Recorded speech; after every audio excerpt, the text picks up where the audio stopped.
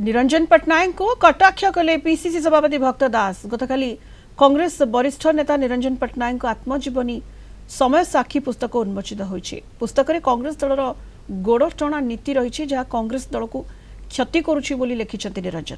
यार जवाब रे भक्त दास कहिछन्ति निरंजन बाबू जड़े अभिज्ञता संपन्न राजनेता से बहुत समय राज्य कांग्रेस सभापति भाव में कार्य करिछन्ति।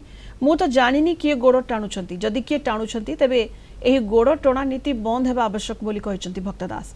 निरंजन बाबू को अनुरोध करुछि गोड़ टणा नीति केमिति बंद हेबो से चेष्टा करंतु बोली कहिछन्ति भक्त दास।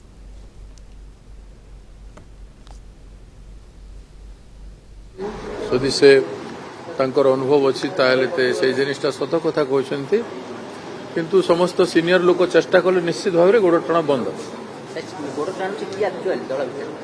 मु तो जापारुनी किए टाणुंट जदि टणाटुणी कहवा कथा किसी किए जानुंट ताहले टणाटुणी बंद करने गोटे मोर कई टाणना कौन सी दल भी किए गोड़ टणाटुणी तार क्षति ही पहुंचब किंतु कांग्रेस रे जदि निरंजन बाबू कहते तो मोर कमेंट करिवार कौन अधिकार नहीं।